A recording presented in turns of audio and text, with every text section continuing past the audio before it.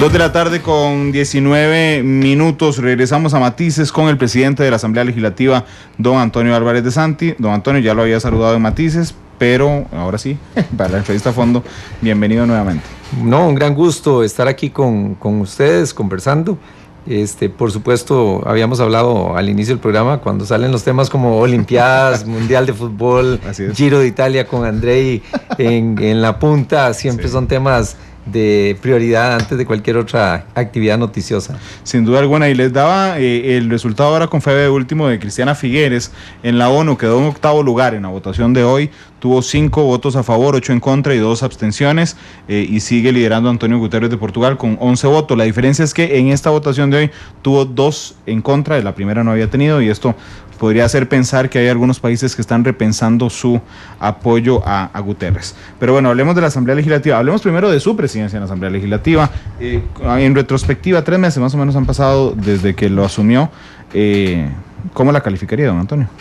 Bueno, yo diría que aceptable, bastante positivamente la calificaría. Por supuesto, nos han faltado muchas cosas, pero debo decir que me he encontrado con un grupo de jefas y jefes de fracción y por supuesto de fracciones que integran el plenario con una actitud tremendamente constructiva, con un verdadero interés de buscar acuerdos, de lograr que podamos generar a los ojos de la ciudadanía que hay una Asamblea Legislativa que está tomando decisiones.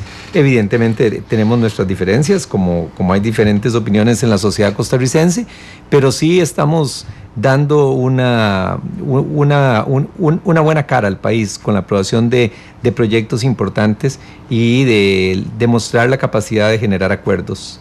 Sí, es complicado para el presidente de la Asamblea Legislativa, bueno, usted repite, pero es complicado en el sentido de que su gestión casi que se mide por lo aprobado durante ese año, pero usted no aprueba solo, sino que tiene que generar, digamos, que mediar y que dirigir el debate para que se permita una votación fluida, a favor o en contra, pero una votación fluida. ¿No? Claro, sí, yo sí creo que deberíamos de medir, tal vez no el presidente, porque no es una labor individual, pero a los periodos legislativos, no en función de la cantidad de leyes, sino de la calidad de las leyes. Sí. No solo un tema cuantitativo, sino cualitativo. Esto creo que es en última instancia lo que le debe de importar más al país, porque se pueden aprobar muchas leyes de poca importancia, se pueden aprobar pocas leyes de muy importantes. Claro, lo ideal es que se puedan aprobar muchas y muchas importantes, pero me parece que sí, ese es un parámetro que se utiliza. Y también no hay que menospreciar la otra parte, que es el control político, sí. El trabajo que se hace en las comisiones como en control de ingreso y gasto, en donde también es importante lo que ahí se diga, lo que se investigue, lo que se denuncie, y por supuesto eso también marca una diferencia en cuanto a lo bien que pueda trabajar una Asamblea Legislativa. ¿Qué diferente tiene ser el presidente de una Asamblea Legislativa de oposición al Poder Ejecutivo? Bueno, sí, definitivamente es muy distinto a haber sido presidente, como lo fui hace 22 años, con un presidente amigo de mi mismo partido. Digo amigo en el sentido político, no es que don Luis Guillermo sea enemigo, pero por supuesto don José María Figueres era presidente, éramos compañeros del partido, habíamos sido compañeros en el gabinete de don Oscar Arias. Y también eran amigos. Amigos, además habíamos estudiado juntos en la Universidad de Harvard, él en la Escuela Kennedy, yo en la Escuela de Leyes, y por supuesto con una gran cercanía. Yo había estado en la dirección de su campaña, etcétera. Entonces había una comunicación muy fluida con don Rodrigo Oriamuno, que era el ministro de la Presidencia, pues también teníamos muchos años de trabajar juntos, habíamos estado trabajando juntos en la campaña política, etcétera. Eso hace que sea la comunicación mucho más fluida, mucho más sencilla en ambos lados. Estoy seguro que opera igual desde Casa Presidencial con respecto a mi persona. Sin embargo, he de decir que dentro de un marco de un gran respeto, hemos mantenido relaciones bastante cordiales entre lo que es Casa Presidencial y el Poder Ejecutivo y la Asamblea Legislativa, y no podría yo recriminar de parte del presidente, ni tampoco del señor ministro de la Presidencia, ni el resto de los ministros, alguna acción que pudiera considerar desafortunada. Me parece que hubo una primera etapa en donde prevalecían buenas cuotas de desconfianza en ambos lados, y es lógico que eso suceda, y me parece que ahora al existir una agenda y una hoja de ruta que es clara para todos, pues se ha facilitado mucho la comunicación. Tengo una comunicación fluida con el ministro de la Presidencia y por supuesto con su viceministro, que está muy presente en la Asamblea Legislativa, y con el presidente hablo muy poco, pero cuando hay que hablar cosas importantes no es difícil que tomemos la llamada uno y otro. ¿Quién es el articulador político del Ejecutivo hacia la presidencia de la Asamblea Legislativa? ¿Es don Sergio, don Luis Paulino? Bueno, definitivamente es don Sergio. En el día a día está don Luis Paulino físicamente mucho tiempo en la Asamblea, entonces la parte operativa se maneja mucho con él, pero el ministro de la Presidencia es él directamente. Y en los temas fiscales hay una relación muy, muy cercana, también cotidiana, con don Helio, que además es primer vicepresidente. Con quien todo lo que tiene que ver con la agenda fiscal, él tiene un rol y una participación, por supuesto, en el día a día. También tiene la parte operativa en manos de sus viceministros y de funcionarios del Ministerio de Hacienda, que tienen menos relación conmigo porque están más activos en la Comisión de Asuntos Hacendarios, pero ahí está el director de tributación, la directora general de Hacienda, hay una asesora del despacho del ministro, el viceministro, en fin, hay una buena comunicación, y creo que esto es importante para el país porque no nos costó más al inicio de la administración esa comunicación. Creo que esto hace que Costa Rica pueda tener un mejor futuro y se pueda construir un mejor futuro. La política es hablar, la política es negociar, no se puede pretender manejar un país sin que los actores políticos conversen, independientemente de los acuerdos o desacuerdos que podamos tener y de lo que cada quien al final decida y haga según su cargo y sus responsabilidades constitucionales y legales. Sí, yo estoy seguro que el respeto reina, porque tengo el mayor concepto suyo, el del presidente Solís,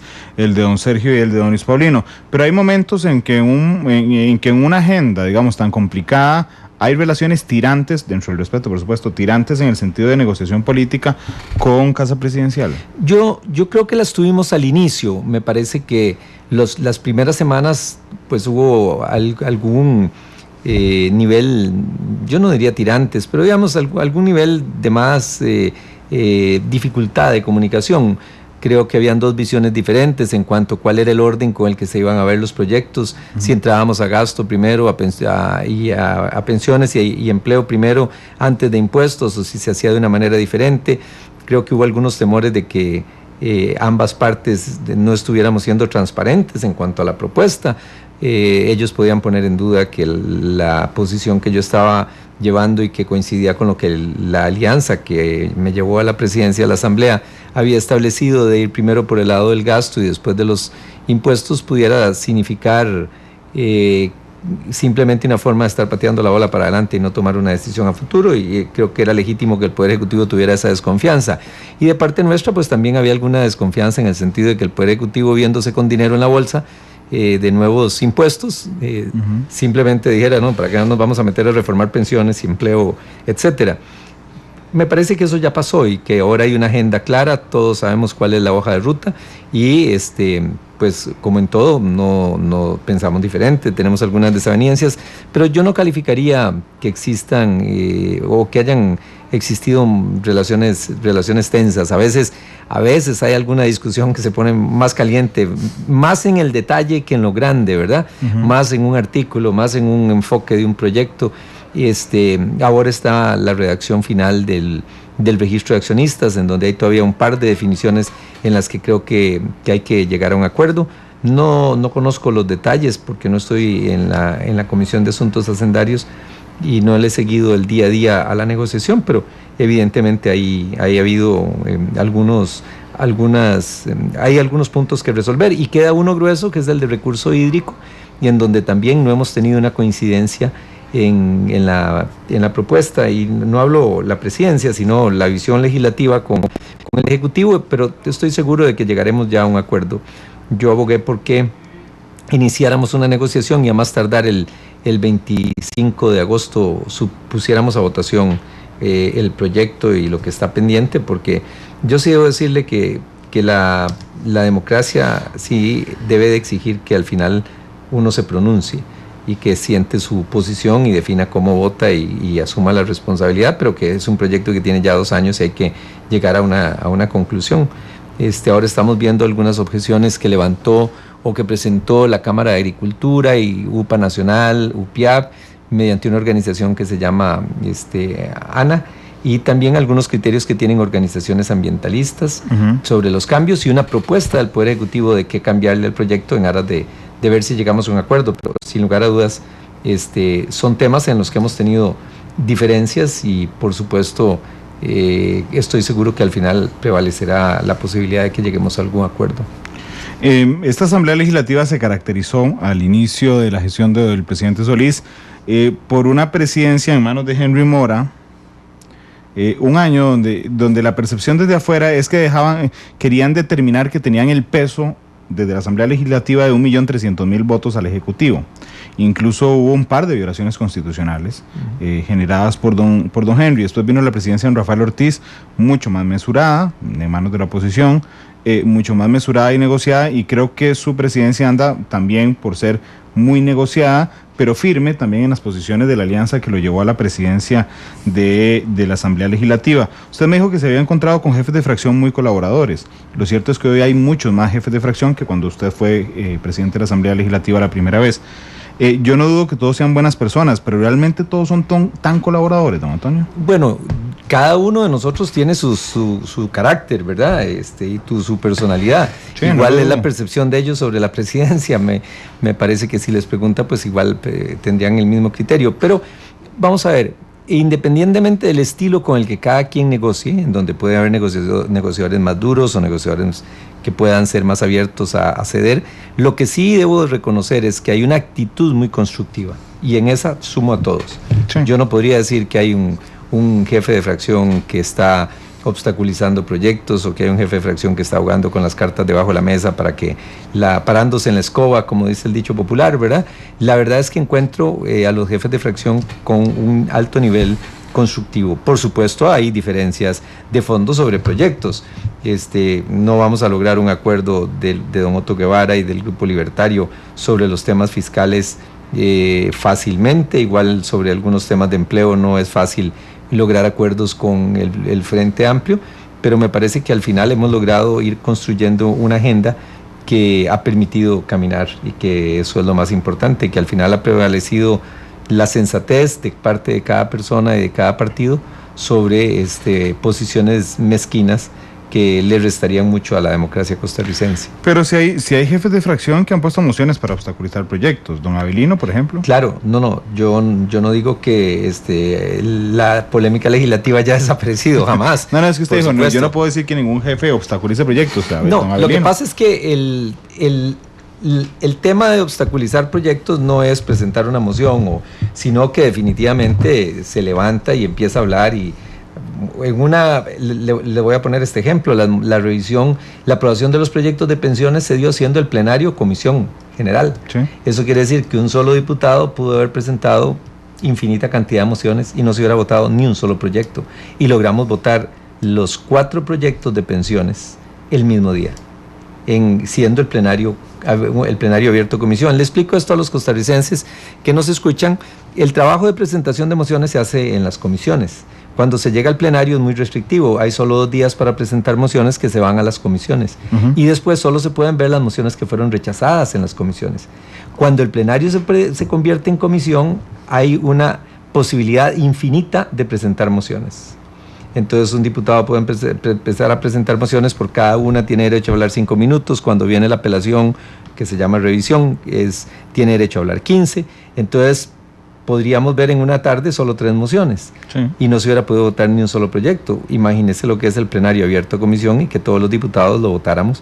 Al final me parece que solo en uno de los proyectos hubo 2 votos en contra. A eso es a lo que por supuesto le indico de que hay un espíritu constructivo cuando hemos logrado llegar a acuerdos, pero no, por otro lado, hay una diferencia de criterios en muchos temas y opiniones distintas. Hay muchos proyectos que no han llegado a la discusión porque no tenemos acuerdos.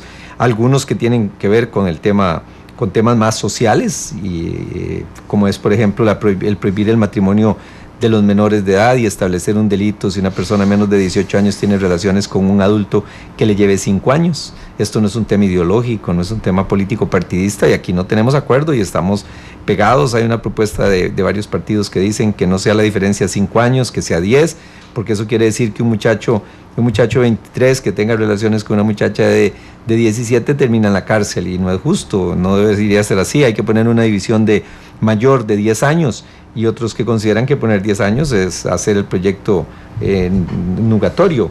Sí. Yo por lo menos apoyo la tesis de que lo dejemos con los 5 años, que es la propuesta que se ha venido discutiendo y tal y como está en el proyecto, pero no ha habido posibilidad de llegar a un acuerdo.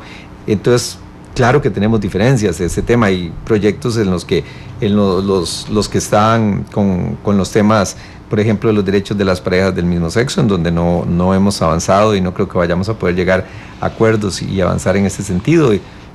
Pero lo que quiero rescatar es que hemos tenido la habilidad de poder encontrar aquellos temas en los que sí nos podemos poner de acuerdo, pero además, lo más importante, hacerlo realidad con la aprobación de enmiendas legales. Sí, creo que el tema de las pensiones es, digamos, como el adalid o el simbolismo más claro de lo que nos está diciendo, porque efectivamente era una legislación compleja en el plenario convertido en comisión, pero bien que mal, donde casi todos estaban de acuerdo en que tenía que hacerse. Tal vez la diferencia era en los detalles. Pero ahí usted le puede agregar caja única. ¿Sí? El proyecto de ley de caja única también, un proyecto complicado, y otros temas en materia penal que también siempre despiertan susceptibilidades, porque es limitar la libertad de las personas, en los que tuvieron que ver con temas de terrorismo, de narcotráfico, en donde uno siempre dice, no, pero es que esos todos van a estar de acuerdo. Claro, todos van a estar de acuerdo porque se presume que la ley solo va contra los terroristas y los narcotraficantes. Claro. Pero cuando usted ve cierta redacción dice, bueno, pero esto es tan amplio que cualquier día a alguien que no es terrorista también le pueden hacer una injusticia. Entonces, bueno, hubo capacidad de ponerse de acuerdo también sobre esos temas. Sí. Don Antonio, ¿qué de fijo no se verá este año? Porque no hay acuerdo. O sea, no quedará aprobada este año, según su visión desde la presidencia de la Asamblea Legislativa, por más que quieran. Bueno, yo creo que es muy difícil poder sacar la reforma fiscal en el campo de los ingresos completa en este año. Me parece que es difícil. Creo que ahí tendremos algunas dificultades como para decir que la reforma fiscal quedó aprobada en el 2016. Creo que se avanzará muchísimo, pero veo difícil poder llegar a una decisión final en ese campo. Me parece que hay un tema ahí cronológico, ¿verdad? Los meses se hacen pequeños, ¿verdad? Agosto ha tenido 2 feriados, eso hace que las sesiones, las semanas se reduzcan muchísimo. La semana pasada fue de un único día de trabajo legislativo completo. Y después entramos en noviembre con el presupuesto. Entonces lo veo un poco complicado de que podamos llegar ahí a tener un acuerdo final sobre el tema del ingreso. Ese es el único que usted dice, sí, esto no va a pasar este año. Eso es una cuestión especulativa, ¿verdad? Sí, por supuesto, pero desde su visión en la presidencia lo veo difícil de que se pueda pasar este año, ¿verdad? Don Antonio, el fin de semana pasado nuestra compañera Fede Cruz conversaba con doña Laura Chinchilla, la expresidenta de Liberación Nacional, y entonces doña Laura señalaba que el avance de los proyectos fiscales hasta donde está ha sido única y exclusivamente por la intención, las ganas que ha puesto la oposición. ¿Cómo lo ve usted?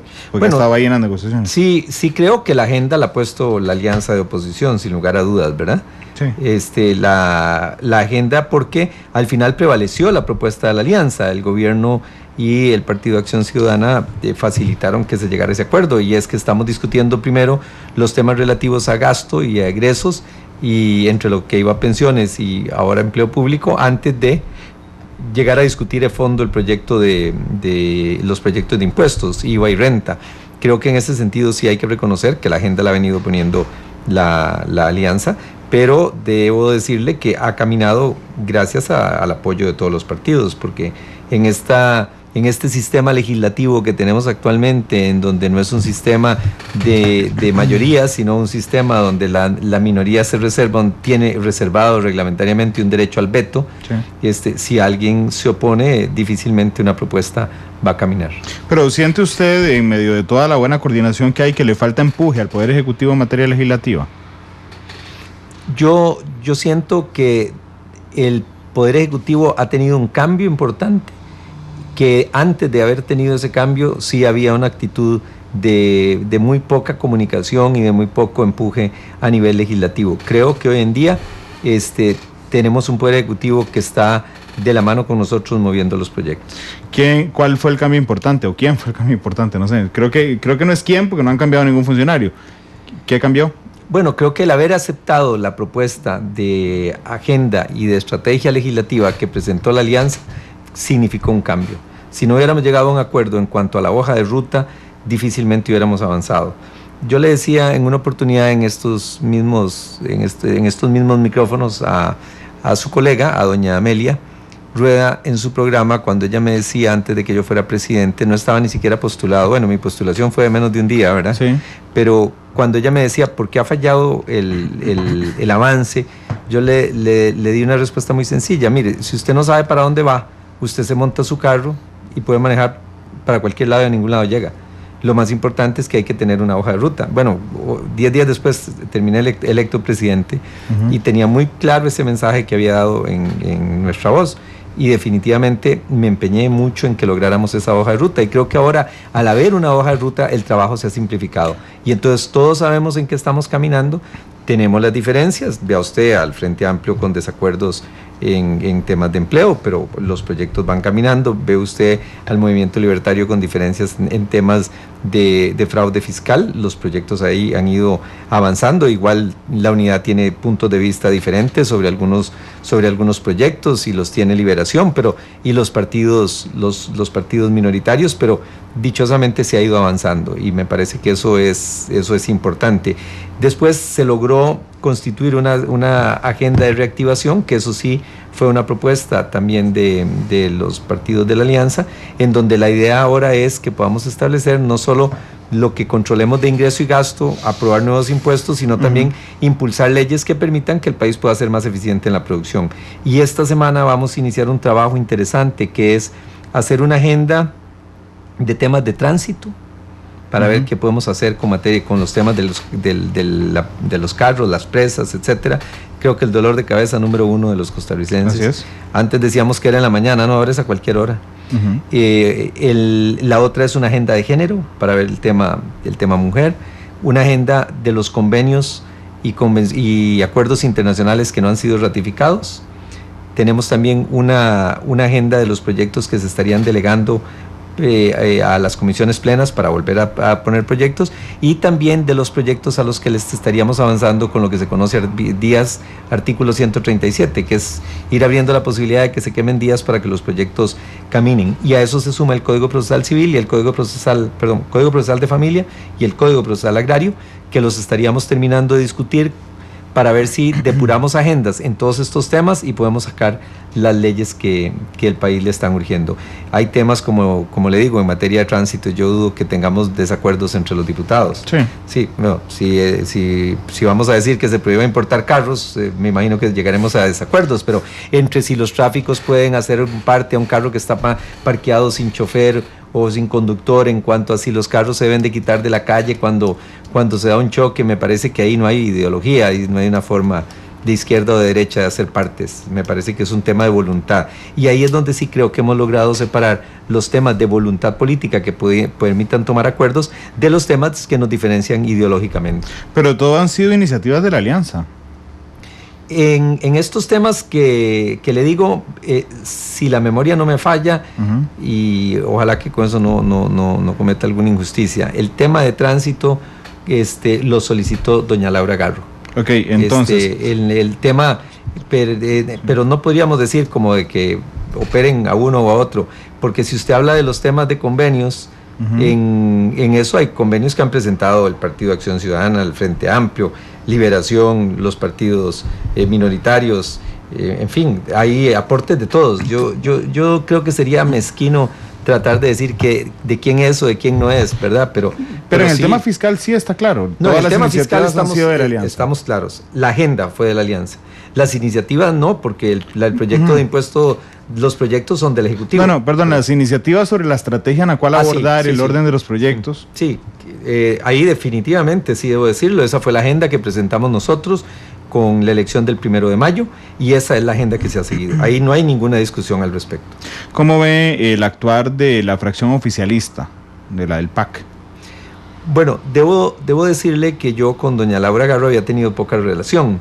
La Asamblea Legislativa yo la comparo como con ir al colegio o a la escuela. Ajá, hay algunos compañeros con los que usted se lleva mucho porque está muy cerca, sí, y otros con los siempre que no. nos sentamos en el mismo pupitre y tenemos al compañero a la par, y hay compañeros a los que nunca vemos en el recreo.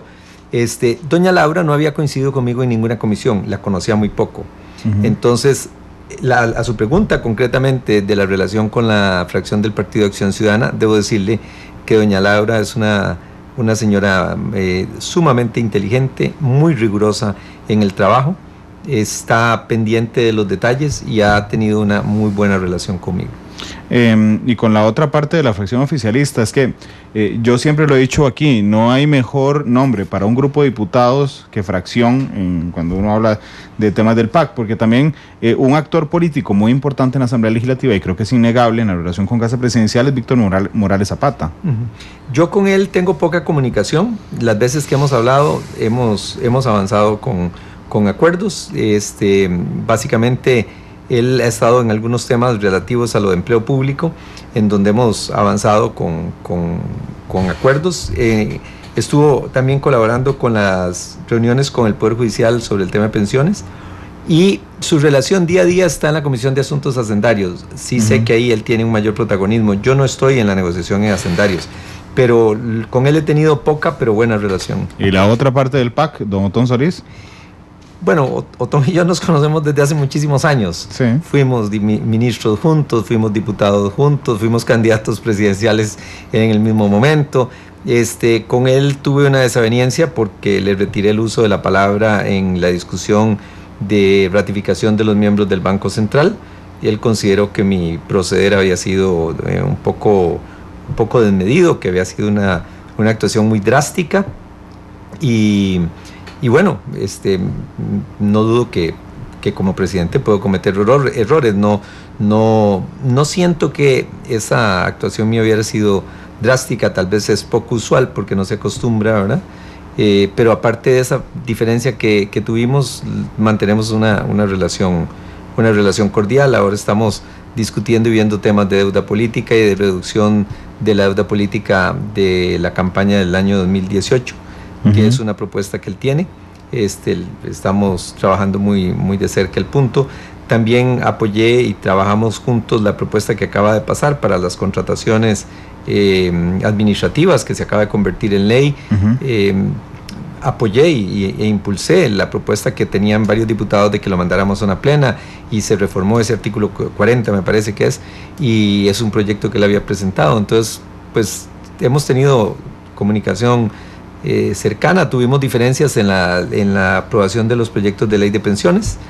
Él abogaba porque se derogaran pensiones de personas de más de 65 años. A mí me parece que había una violación ahí a los compromisos que hemos adquirido de respetarle la pensión a las personas de más de 65 años, pero somos personas maduras, somos personas que respetamos nuestros puntos de vista, y tuvimos la diferencia sin que tuviera ninguna trascendencia negativa. ¿Con la fracción del Frente Amplio?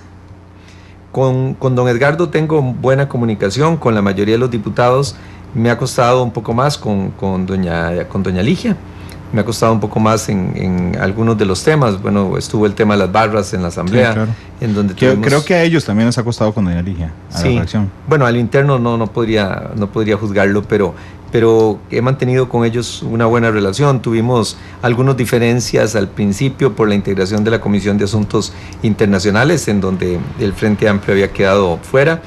Ellos me reclamaron que no pude ser diputado del Frente Amplio en la Comisión de Internacionales. Mi decisión había sido porque al diputado que ellos mandaron estaba con superposición horaria. A la misma hora tenía reunión de seguridad y narcotráfico, y entonces yo no lo puse.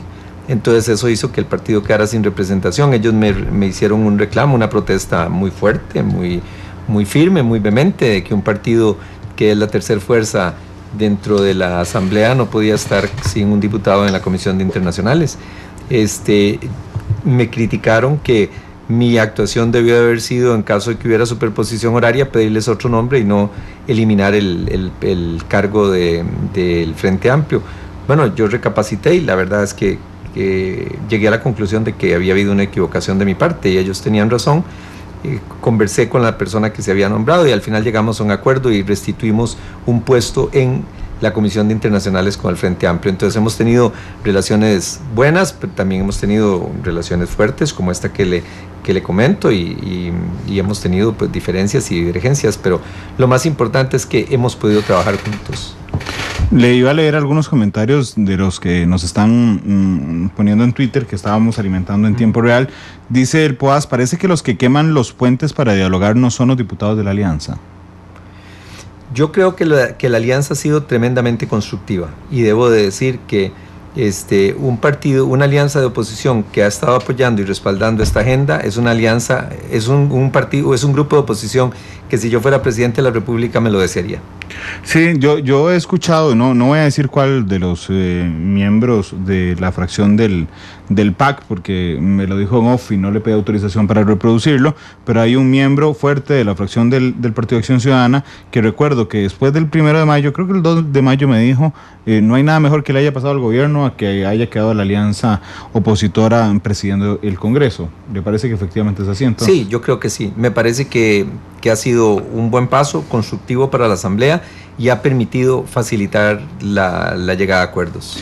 Dice, da gusto escuchar a Antonio Álvarez de Santi, denota claridad, orden y liderazgo, no pasa lo mismo en el Ejecutivo. Pero le agrega otro tuitero, dice, lástima que tampoco se ven esas cualidades en los candidatos presidenciales de Liberación Nacional. Bueno, Liberación todavía no ha terminado de inscribir candidatos, hay 3 o 4, ¿verdad?, que ya se han anunciado, pero estoy seguro que el partido al final sacará buenos candidatos con liderazgo y con posibilidades reales para hacerlo. ¿Qué le parece la realidad electoral en Liberación? Con Liberación siempre pasa lo mismo. Sí. A mí me hace mucha gracia cuando la gente dice es que se van a dividir, van a terminar explotando en 20. El partido es un partido muy grande, es un partido que tiene estructuras muy consolidadas que al final permiten alcanzar y llegar a acuerdos. Es lógico que antes de que empiece una campaña electoral haya una cantidad muy importante de precandidatos y de personas que aspiran, porque es un partido muy grande. Me parece que al final habrá alguna zaranda, ¿verdad?, natural, y a la recta final pues llegarán menos personas, y creo que después el partido con la madurez que corresponde buscará y seleccionará una opción que sea capaz de ganar las elecciones, porque Liberación quiere ganar las próximas elecciones y va a querer tener un candidato que sea ganador de las elecciones. ¿Le parece sano que Óscar Arias acepte el ser candidato? O precandidato, perdón. Mire, yo respeto la libertad individual y la autonomía de la voluntad de todos. Claro. Aquí hay libertad para todos. Él tiene tanto derecho como doña Laura, que ya estaría habilitada, como don José María, para ser candidato. Bueno, no don Luis Alberto, ya pues por su edad. Igual que como creo que tienen todo el derecho también los nuevos candidatos que se oyen, que no han estado en el pasado. Es un derecho y creo que todos tienen la posibilidad de poder ejercerlo. Sí, claro. No, el derecho no está en discusión, sino la conveniencia, la vida política del partido. Bueno, ya son valoraciones que tendrá que hacer la base liberacionista en su momento, ¿verdad? Pero pues, no me siento cómodo diciendo alguien no debe ser candidato, sí, ¿verdad? Me parece que esa sería como una especie de censura previa que no hay razón para que opere, ¿verdad? ¿Es más cercano a alguno de los precandidatos ya confesos? Yo diría que equidistante bueno, con don Enrique Rojas hace muchos años no tengo relación cercana. Pienso que es la persona con la que menos relación tengo. Hace muchos años no hablo con él, no hemos coincidido ni siquiera en lugares públicos. Por supuesto con don Sigifredo, con don Rolando y con don José María, que ya son los otros candidatos anunciados, con don Clinton Cruikshank, que ha adelantado que también va a presentar su nombre. Sí tengo relaciones más cercanas. Creo que con estos que he citado he conversado en los últimos 30 días, tal vez no 30 días porque hubo receso y estuve casi 3 semanas fuera del país, pero digamos que en los últimos 2 meses he conversado con ellos. Con don Óscar no he hablado recientemente, pero por supuesto tengo comunicación con él. ¿Cuándo fue la última vez que habló con don Óscar? ¿Se acuerda? Con él telefónicamente Antes de la reunión que tuvo con el presidente Solís, tuvimos un par de conversaciones telefónicas en donde estuvimos, le di algunas valoraciones sobre el estado de los proyectos de ley, la viabilidad de los proyectos de ley, sobre los temas de la agenda. Hace sí, aproximadamente, bueno, no me acuerdo, pero sí, ya hace bastantes semanas. Pero no han hablado de temas, digamos, de temas electorales no han hablado. No. ¿O preelectorales? De temas preelectorales no he hablado con ninguna de las personas que está como precandidata. Ni siquiera con don Rolando, que está ahí, compañero suyo. No hemos hablado de temas preelectorales, no. Hablamos de proyectos de ley, etcétera, pero no hemos hablado de temas preelectorales. La única conversación que podría calificar de un tema preelectoral fue con don Sigifredo Aiza, que me pidió una firma para cambiar el monto de contribución de los candidatos para la convención. Pues es un tema preelectoral financiero, pero claro. No he tenido ni me mantengo activo en ningún proceso preelectoral. Sí, que don Enrique Rojas también anda con ese tema del aporte de los candidatos. ¿A usted no se le antoja? No, yo lo he dicho ya en varias oportunidades, que el plan de vida que yo tengo es el 30 de abril del 2018 terminar mi participación política pública, activa, como protagonista, lo cual no quiere decir que no pueda algún día asesorar a un presidente o participar en una plaza pública si me invitan, y por supuesto seguiré activo en Liberación y participando en congresos, en discusiones ideológicas, en debates, que me gusta mucho, pero mantengo mi posición de terminar mi activismo político en abril del 2018. Sí, pero es interesante porque hay muchos presidentes de la República que lo consiguieron después de ser presidente de la Asamblea Legislativa. Usted llegó muy joven a ser presidente de la Asamblea Legislativa y repite, pero bueno, Miguel Ángel Rodríguez fue presidente de la Asamblea Legislativa, Daniel Oduber, también, Daniel Oduber, Luis Alberto Monge, Ricardo Jiménez. Hay una enorme cantidad. Don Ricardo fue de los tres poderes. Sí, el único caso. Es un tema curioso, ¿verdad? Y 3 veces. Sí, don Rodrigo Carazo fue presidente de la Asamblea Legislativa también. Pues, ¿y por qué no se le antoja? No quiere. Ya pasó por donde asustan. Es que ya pasó por ahí, usted ya fue candidato, Antonio. Bueno, ese es un tema como para toda una reunión, ¿verdad? Como para toda una entrevista, pero... Bueno, pero podemos sintetizarlo. La política ha cambiado mucho hoy en día con la incorporación de las redes sociales. Hay todo un entorno diferente, ¿verdad? En realidad, y bueno, y también yo lo he dicho, también hay razones familiares para que me dedique más a la familia y esté más cerca de la familia. Llevo muchos años activo en la política. Tenía más de 20 de no estar en un cargo público, sí. Pero sí, siempre activo en la política. ¿Y reelección el otro año o no? Ya es nada más, como presidente de la Asamblea. Bueno, nosotros sí tenemos un acuerdo que establece la rotación y en ese sentido, pues ya no Antonio Álvarez, sino Liberación Nacional siempre ha sido un partido de respetar los acuerdos. Si usted ven en la Asamblea Legislativa, lo único que tiene es la palabra, ¿verdad? Sí. Porque nuestros acuerdos no tienen ninguna obligación, ninguna capacidad legal de cumplirse, ¿verdad? Es un tema de palabra. ¿A quién le toca? No está definido, pero lo que sí está claro es que se mantenía un principio de rotación. Sí. No puede ser al PUSC ni a Liberación.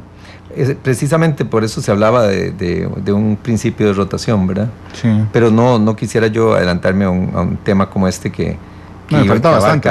7 fracciones, sí, falta mucho, ¿verdad? Pero el principio sí era el principio de la rotación, y nosotros como liberacionistas en eso sí somos respetuosos de los acuerdos.